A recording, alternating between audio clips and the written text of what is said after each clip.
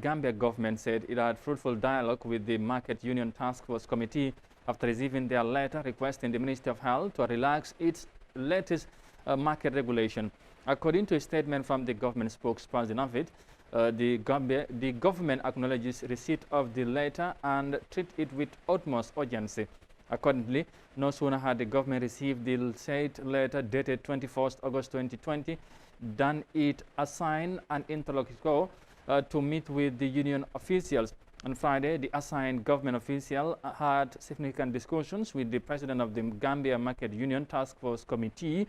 accompanied by 7 other union officials. The union officials were briefed on the rationale behind the new emergency regulation and urged to exercise patience in the government as the government works out strategies and new modalities to deal with the COVID-19 pandemic. The release added, well, the Gambia government sincerely acknowledges for the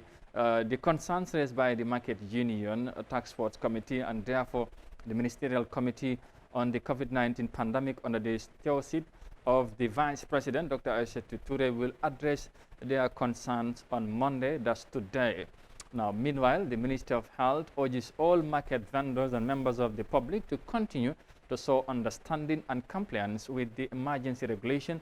for the protection and safety of all Gambians and residents. So that is the statement from the government spokesperson, and we understand we understand there's a new development. But we want to go now live to the Serekunda market and speak to our very own Modou Mohamed Niang. Modou Niang, ñu ngi lay nuyu di la wax naka suba si xam nañ ne tey sit down strike bi tey la waroon a door ci marché bi nuñ ko waxee woon, waaye ñu jàpp ne ñu ma nguur gi amoon nañ waxtaan. tey lan lañ mën a jàpp ci marché bi, lan moo fa xew jamono ji? jërëjëf Amadou, maa ngi lay nuyu maa ngi nuyu Adjaratou Tilda Ndiaye Souare ak ñi nga xam ne fii leen dee taatu ne xibaar yi wér te wóor. comme niñ la ko waxee ñu ngi nii Serekunda Market mu mel ni fan yii yëpp Gambia Market Union ñu ngi doon déggoo ak waxtaan ak seen mbokk yi di marché yi Brikama, Banjul, Serekunda, Costa Route mu ne wax ne marché yi yëpp daal si biir réew mi waxtaanoon leen ba tënk yeewal.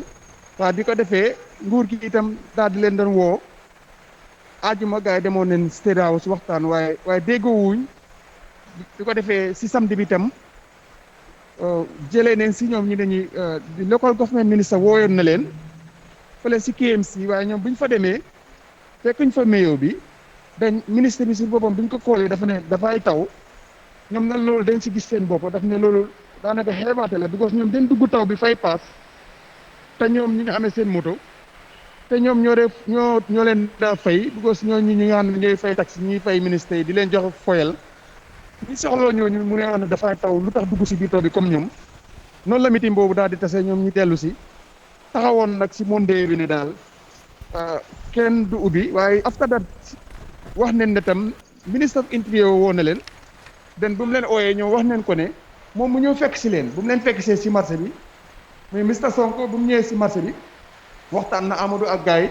waaye bu mu waxtaanee ak gars yi na leen ñaan naa leen su ko defee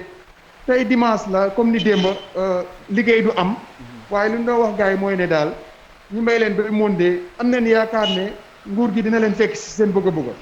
so loolu nag si ñoom comité bi ñi nga xam ne ñoo nekk Gambia Market Union amoon nañ si jiixi jaaxa foog ne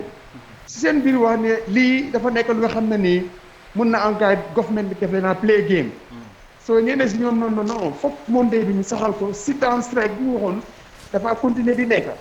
so du ko defee ñeneen si ñoom ne non kilifa la te jóg na ñëw si ñun te na ne di Monday wax na dëgg Sunday bi liggéey duy am wante wax na ne si Monday bi dinañ leen may ba bëri tout ñu seet lan mooy jóge ko si nga xam ne ni mooy waxtaan boobu government bi nar a def ak ñoom. su nekkee ne fekk si balaa ngaa continuer voilà su nekkee ne tam fekk si lañ bëgg a amul mooy ne ñoom dañoo continuer seen strike down. su ko defee nag si down strike bi su ko defee nag foofu la gars yeewaloon. waaye nag tey si marché soo marché yi romb yëpp Amadou di nga gis ne daanaka dogal bi xibaar bi yéex na ne mun neen bàyyi Monday bi ñu continuer muy dox normal ba gars yi waxtaan ñu may leen ba 2 o'clock suñu amul lu leer bu ko defee ñoom dinañ gën a delluwaat seen buum sa boy ba. waaw jamono ji moon ña bu leen ministre bi ne ñu may leen ba monde dañ na ñoom information mënuñ koo joxe léegi because lii problème léegi seen ñi bi neen te fii ak ëllëg dafa gàtt xanaa yéen government soo leen mën a joxee press release waaye ñu ne press release bi ñu joxee ministre of health doy leen because amul benn signing amul dara dafa mel ni mais press release bu ndóor it noonu xëy na luy mel noonu mais mel ni daal ay óoluwante ñàkk óoluwante daal dafa mel ni xewoon na diggante ñaari waxtaan bi waaye lu gën a gàtt daal Amadou mooy ne marché yi information bi akut ne tey dañ war a ñëw ba déglu nguur gi because nguur gi ñaan na leen ñu ne tey monde kon dinañ leen bàyyi ñu ñëw waaye fii ba 2 o'clock bëgg nañ xam lan la nguur gi tënk waxtaanee ko pour seen ñoom li ñëw sàkku si ñoom su dee am na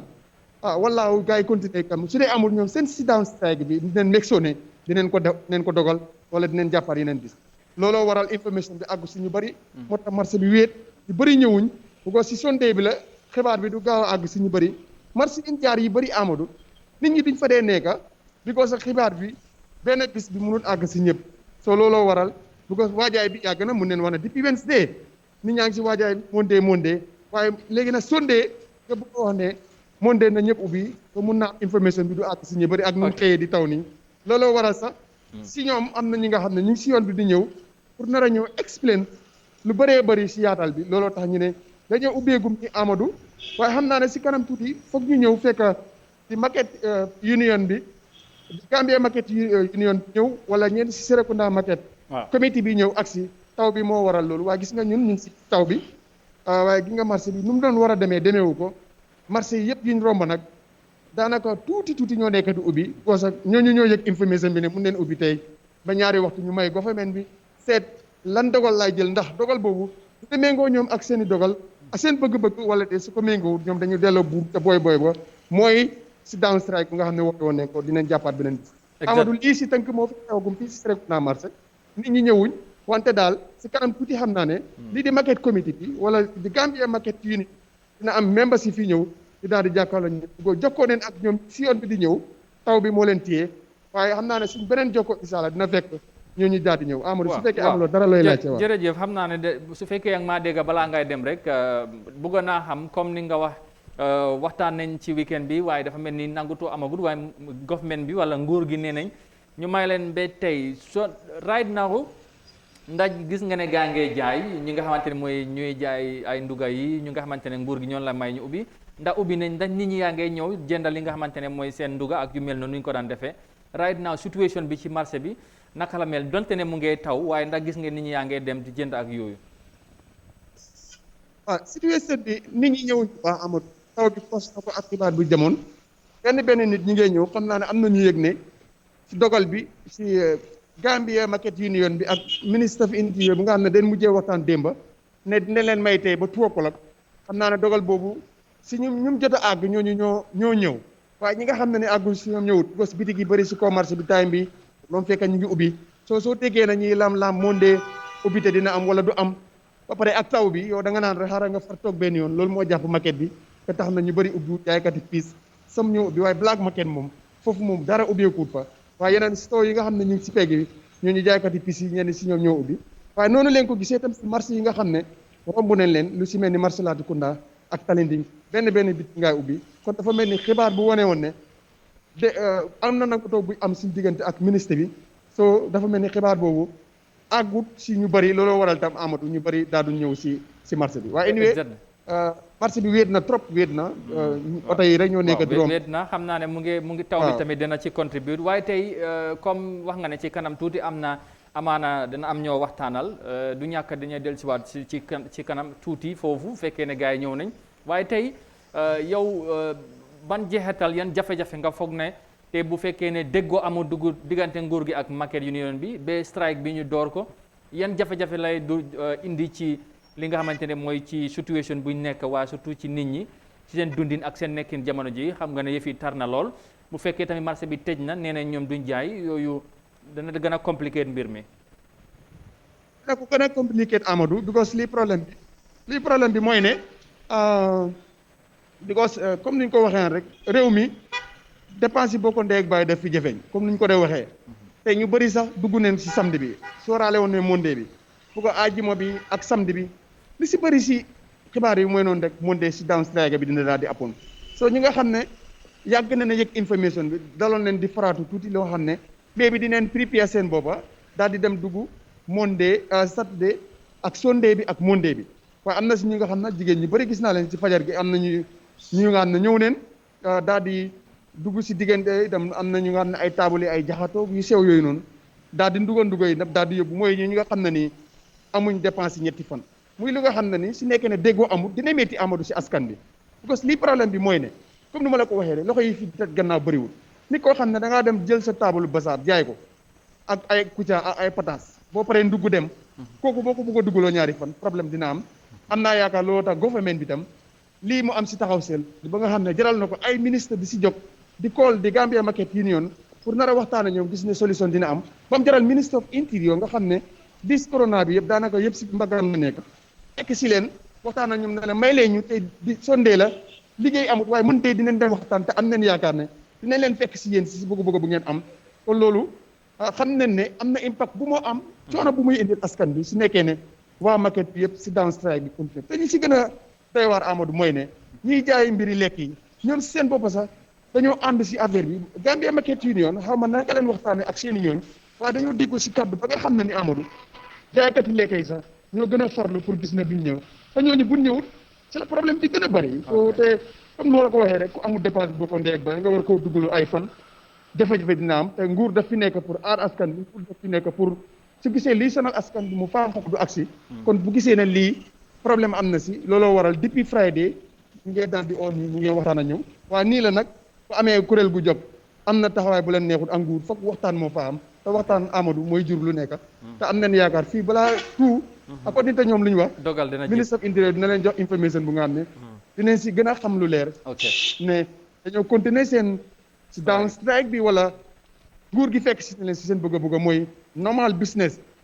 ubbi ba 6 o'clock tëj wala ubbi ba 7 o'clock tëj ñoom ñu ne loolu leen bëgg waaw ok jërëjëf Mon Niang xam naa ne du ñàkk ci kanam tuuti nañ dellusiwaat su fekkee ne ñi nga war a waxal yegg si nañ xam naa ne nag taw bi ak yooyu waaye nañ la séntu ci kanam tuuti for the meantime ñu gërëm la lu baax ñu sant la ñu am yaakaar rek ne fii bi balaa tout nañeen dégg dara ci nguur gi bu boobaa nañ xam naka lañ koy doxalee ñu bàyyi la ba ci kanam tuuti incha allah. jërëjëf Amadou jërëjëf thank you Modou Mohamed Niang foofu ci marché Serekunda gis ngeen situation bi nu mel foofu comme Julde nu mu ko waxee nee na daal li nga xamante ne mooy luñ d'accord agum ak nguur gi gannaaw buñ riidee li nga xamante ne mooy bataaxal bu government spokesperson bi génnee nee nañ ñoom bu ñu receiver lettre bi dañ ci teel a react jël ko with utmost urgency ñu taxaw ci ba waxtaan ak ñoom waaye dafa mel ni am na ay jiixi jaaxa yu tuuti yu nekk ci biir coordination bi waxtaan bi demal ñëwal bi ak tamit ak yu mel noonu waaye tey lañ wax ne daal ci gàttal ne tey nañ fexe toog waxtaan fii bi balaa tout lañ leen may nee nañ ñoom seen demandes yi mooy from 6 to 6 na ñëpp tëjandoor ñëpp ubbiandoor or else ñoom they are going ahead with their strike so that's just the demand lu market union bi di laajte ci nguur gi nañ change li nga xamante ne mooy regulations tey ban analysis nga see def jàngat situation bi ndax foog nga ne tey fii ba balaa tout nguur gi nañ ànd ak li nga xamante ne mooy market union bi ci luñ bugga or else they go ahead with the strike and te loolu tamit am na ñeneen ñu jàpp sax bu ñu ko defee xëj na nguur gi sax loolu moo leen di gënal ci mesures ci bañ ameen wàññi dajaloo jo ci marché ak yooyu. Wow, going by the government's press release, so for reading, critically, danga understand the government bi belegi ñom lu nekk di ñaax ñi moo ne market union bi moo nekk their understanding and patience because COVID-19 bi mbas mi moo ko laajte te mu ne tamit gaa ñu ngi urge those people to come to be compliant with the new regulations. So it shows ne like government bi moom am nañ stance already whether they will dañoo negotiate gaa ñu dialogue ba come to a concrete solution that it is wait and see, but the issue is here is Amadou ñi ñi dañ I think sometimes ñi ñi dañ war a mandu tamit COVID-19 bi mbas mi xam nañ le laal nañ all sectors almost all liggéeykaay soo demee they are affected yaa ngi gis ñu ngi downsize their staff yi ñeneen yi ñu ngi leen naa daaxa ñeneen ñu ngi toog si kër bi añul lu ñoo lekka ñeneen sax yàlla xam na ne sutura rek moo ñi ñoo leen nekk di jàppale and all that léegi diaspora bi ñoo xam ne ñoo dee dimbale you know through remittance dimbale ñi back home ñooñu sax most of them are not currently working so fu mu nekk nii economy bi it's crumbling so fu mu nekk nii daal I think ñu understandante ñu yërëmante ñu jàppalante as Gambians is more important because lii dafa jur loo xam ne dafa am impact bi dafa bëri imagine tey am na ñoo xam ne te ñu xam nañ fi communication is always very very poor. Look at what happened. Guy, they are not going ahead with their sit down strike today, but impact bi ba léegi ñu bari xamuñ ko, so ñu bari ñu ngi teg ne okay the sit down strike still holds. So moo tax it façon yi daal communication bi dafa important. Moo tax balaa nga announce ne lii dina am, balaa nga announce something, make sure ne you sit with those who are responsible. Again, come to terms. If you are dialogue and send dialogue bi mënuta yield any positive thing, then you can go ahead with your threats or whatever. Absolutely, because mun na am sax xëy na ñi nga xamante ne xëy na dañ doon manager seen dépense bi mun na lii lañ doon manager from Saturday Sunday bi Monday tey they were forced to them jël loolu yëpp dem dugga ko Saturday because doo xam that they are going ahead or not. What was going to be the response from government, because they insist that if there is no response, positive response from government, they are going ahead with the strike. Te dañ gëmloo nit ñi ne everybody is on board. Don't ne démba maa ngi dégg some conflicting report from another group also saying they are not part of it because they are not informed, whatever. But then this will take us back to the Gambia Transport Union. Bu ñu jëlee dogal strike ñu gis unanimously they did it, and at the end government listened to their concerns, then they dialogue and they agreed some of the demand if not all. Te foog mu ne ñii tamit xëy na ci loolu lañ jàngee ñu foog ne buñ boolowee heat of a strike, maybe the government will have to listen to their demands, or else the ramifications would be huge and public nit ñi mun nañ react. But loolu moo tax tamit xëy na. Yeah, mun na more prompt their decision pour ñoom tam ñu embark on a strike. Moo tax ma ne la Amadou situation bu nekk ni I don't really think we really need something like strike. Why I said that is because it is so complicated, and fu mu nekk ni economy bi it's going down, everybody is suffering. Ñi fu nekk ni if they decided to sit for 1 or 2 days, ñi dañoo sonna waaye ñoom tamit dañoo sonna because most of them xam nañ ne Gambia bi ñun ñëpp fi nekk xam nañ ne they are dependent, their livelihood is dependent on what they are selling. So if they decided to sit at home, me who is not a market vendor, I will suffer. Man customer la waaye dinaa suffer waaye ñoom tamit ñoo gën a suffer because ñoom it means ne they are ñoom seen produce yi ñu mun si kër bi some of them dafa either rotten or they will be sitting there without having any income. So moo tax sometimes I think ne dialogue daal is the most important thing in this kind of things. You understand that the government bi they're doing these measures not because they want to punish Gambians. I want to believe they are doing it because they want to protect all of us. Te ñun tamit dañ ko ñu ko def because we want to protect ourselves, not the government. Moo tax lii daal is a collective responsibility for citizens and of course the government. Yeah, absolutely. Loolu am na solo. We hope that they will get to hopefully a genuine compromise before 2 o'clock, and whatever it is, if there's any later development, we'll let you know, inshallah.